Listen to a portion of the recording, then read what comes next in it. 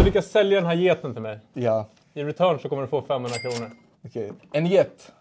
Vad symboliserar en get för dig? Med styrka. Styrka. Varför tänker du på styrka? Jag tänker på hornen.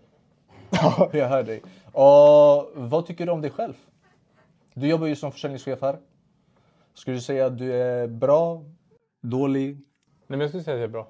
Skulle du säga att, våga säga att du till och med kanske till och med är bäst? Eller vill du vara bäst? Nej, men jag vill vara bäst, men man måste ju vara lite ödmjuk.